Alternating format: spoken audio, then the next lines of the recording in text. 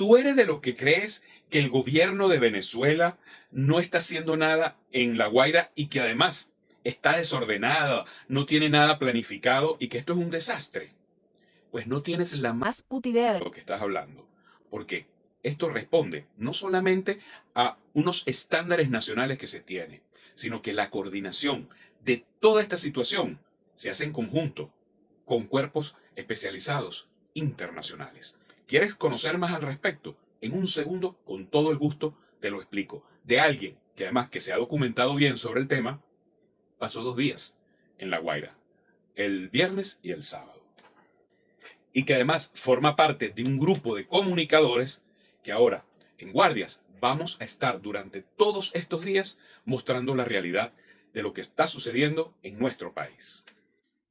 Si crees que toda la logística de salvamento que se está ejecutando en La Guaira es una improvisación que corresponde a acciones que emanan de Delcy Rodríguez, Jorge Rodríguez, Diosdado Cabello, el mayor general Zulbarán, sentado frente a un tablero de cuija, déjame decirte que no tienes idea de lo que pasa en nuestro país y además te dejas llevar por los pseudo-influencers políticos que están utilizando una tragedia nacional para buscar un golpe de Estado y para generar más daño psicológico en nuestro país, lo que los hace unos degenerados. Enseguida te voy a explicar cómo está llevándose adelante toda la operación de salvamento y rescate.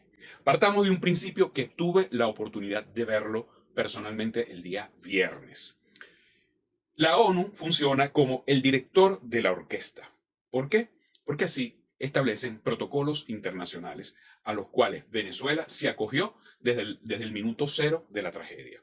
La Oficina de Coordinación de Asuntos Humanitarios, conocidos como OCHA, es el ente líder en el terreno. Su función principal es evitar que los equipos de rescates se estorben entre sí o dupliquen esfuerzo. De ahí se desprenden dos líneas de trabajo. La red INSAC. La ONU coordina los equipos USAR, que son los de búsqueda y rescate urbano, a través de esta red, que establece los estándares globales de cómo se buscan en los escombros. Por otro lado, está el equipo UNDAC. Es el grupo de evaluación y coordinación en casos de desastre de la ONU. Son los que vi en SODI y son los encargados de llegar primero, evaluar dónde se necesita más ayuda y organizar los centros de operaciones donde se asignan las tareas en cada país a donde asisten. Es decir, no es Delcy Rodríguez con la cuija. Esto es un trabajo mancomunado donde la orientación inicial la tiene la ONU por su experiencia y siguiendo sus estándares internacionales. Pero existen otros entes internacionales además de la ONU. Está la Oficina Panamericana de la Salud. Está coordinando toda la parte sanitaria. No solo traen médicos, sino que están evaluando qué hospitales siguen en pie, cuáles no, y gestionando la llegada de equipos quirúrgicos de emergencia, bien que vengan de afuera o los que están llegando a La Guaira provenientes de otras partes del país.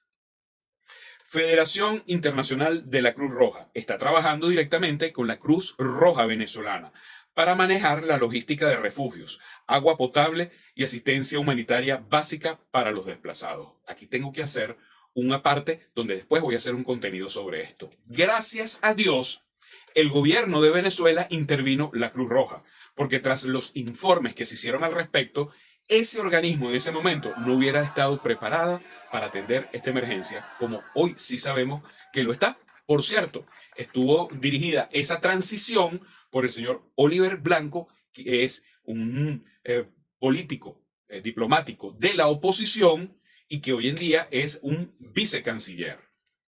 Por otro lado, tenemos la OIM y la PMA, es decir, la Organización Internacional para las Migraciones y Programas Mundiales de Alimentos. Estos están canalizando los fondos internacionales como destinados por Estados Unidos para asegurar que la ayuda llegue a las comunidades más vulnerables, rompiendo otro de los falsos news, los fake news que han creado de que el gobierno de Venezuela se están robando los recursos que están mandando desde el exterior.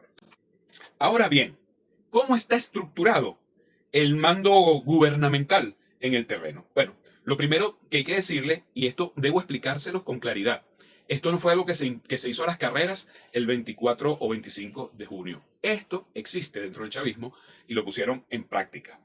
Esquema de mando unificado, que integra, entre otros entes, entes nacionales como entes internacionales o autoridades locales, los siguientes niveles. Nivel político estratégico. Cancillería y altos funcionarios del Estado venezolanos centralizan las solicitudes de ayuda. Luego viene nivel operativo, donde está la ONU y los rescatistas. Se da en los centros de coordinación, como lo vi personalmente en el SODI. Aquí es donde se sientan los jefes de los equipos internacionales: Chile, Colombia, Francia, República Dominicana, El Salvador, etcétera, con Protección Civil y la Fuerza Armada Nacional Bolivariana, para decidir qué cuadrante de La Guaira o Caracas le toca a cada quien. Es decir, cuando vemos a Ernesto Fuenmayor preguntando dónde está la Fuerza Armada Nacional Bolivariana, está donde debe estar, de acuerdo a una coordinación, donde dentro de ese proceso de coordinación están entes internacionales. Ahora bien, nota importante.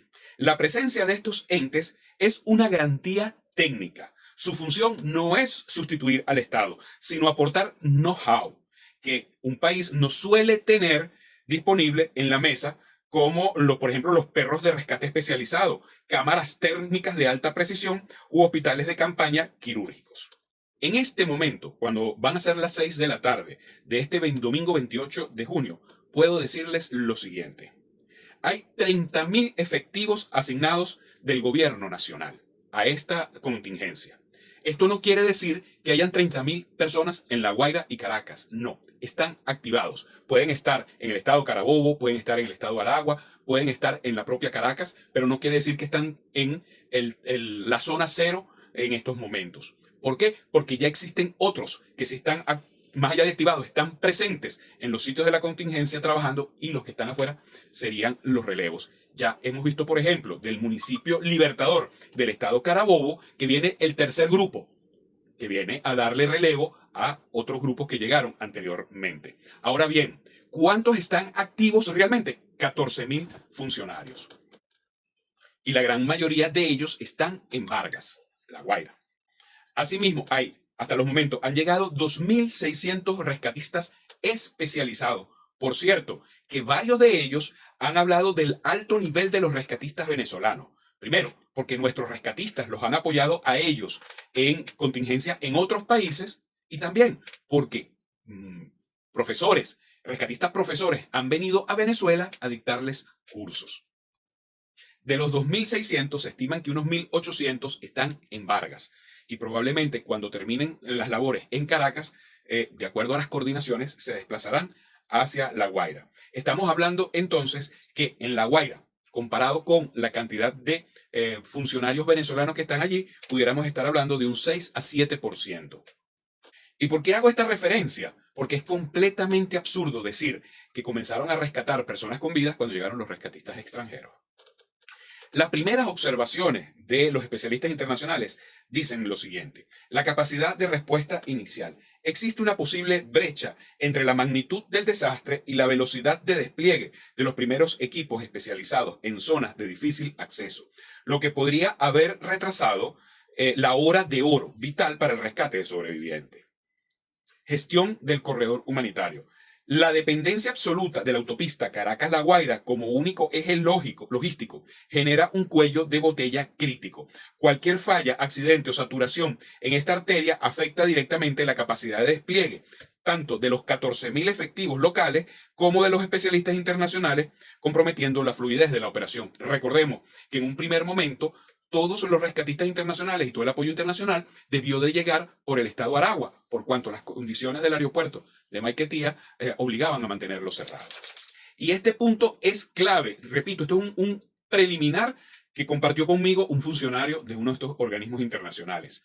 De ahí viene, junto con toda la evaluación que hizo el Ministerio de Interior y Justicia y Paz, además pues de la autoridad única para esta tragedia, y lo que es el SODI, además de la Presidencia de la República, viene la medida de cerrar el acceso a La Guaira. que ha sido tan, pero tan manipulado por grupos políticos inescrupulosos. Centralización operativa. Aunque el mando unificado busca orden, la concentración de toma de decisiones en la capital puede ralentizar la capacidad de reacción autónoma en los equipos que están en el terreno, en La Guaira, quienes conocen mejor la realidad combatiente de los escombros. Esto fue aclarado, esto fue un error de conceptualización de los equipos internacionales porque el mando operativo no está en Caracas, a pesar de que el mando general lo está, pero el mando operativo está en el SODI de La Guaira a través del mayor general, del cual ya hicimos referencia, Zulbarán, que lo mencioné anteriormente. Comunicación de información verificada.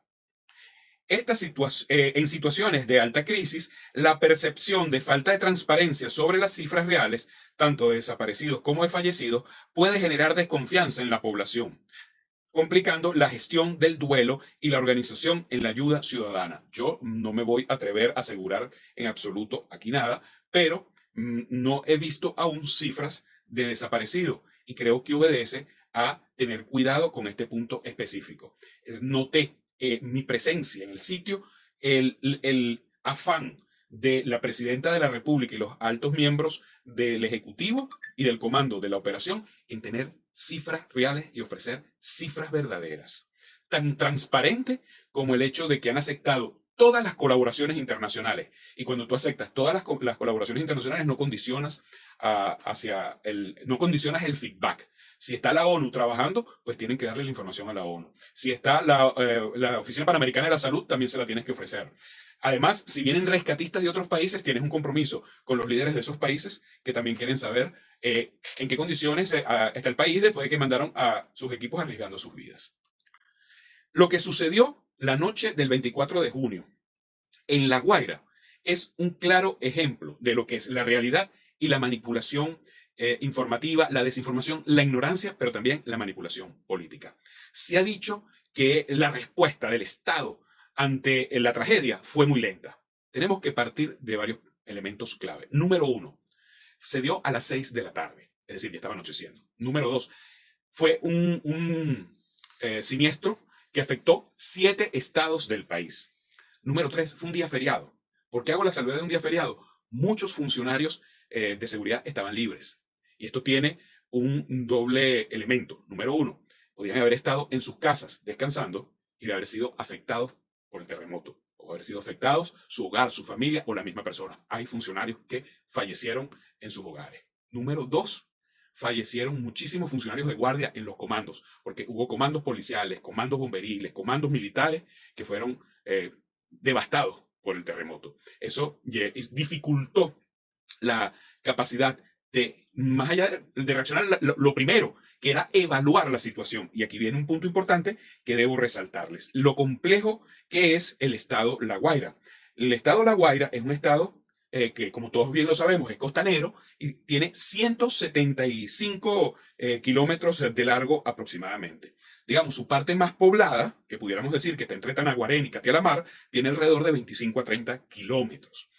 Deben recordar que el temblor, el terremoto, quitó la luz, quitó la electricidad, y esto dificultó los temas de comunicaciones. Por supuesto, todo esto ralentizó el trabajo que inicialmente le corresponde al gobernador y los alcaldes. No puede señalarse desde un principio el gobierno nacional porque hay gobiernos regionales que son los que tienen que levantar la alerta y solicitar a Caracas el apoyo. Sin embargo, a pesar de todo esto, el jueves a primera hora de la mañana ya estaba llegando apoyo a Vargas, a La Guaira, perdón, y ya se estaban disparando todas las alertas una vez que ya se estaba haciendo un reconocimiento, no en la mañana, se estaba haciendo en la noche, con las limitaciones que ya les expliqué. ¿Ven ustedes la importancia de una información veraz? Esto no tiene nada que ver con política. Yo aquí no estoy pidiéndoles que voten por un candidato presidencial. Esto es información que debe manejarse de la manera correcta, porque en esos refugios hay cientos de venezolanos sin techo, o quizás esperando poder volver a su casa, sin haber dormido, con afectación psicológica de los nervios, para también en un teléfono leer un post que levanta alguien que está en Miami, en Madrid o en Orlando, escribiendo huevonadas de lo que está pasando en Venezuela. ¿Te gusta mi contenido? Por favor, házmelo saber. Tus comentarios me permiten conocer otras opiniones y enriquecer mis próximos análisis. Y si este lo consideraste bueno para romper el cerco mediático, compártelo. Epa mi llave, te invito a que me sigas en esta cuenta nueva. Así podrás continuar escuchando mis análisis, en caso de que me saboteen esta por la cual me has seguido hasta ahora. Sígueme también por Epa mi llave 2025 en Instagram. Así también como en YouTube.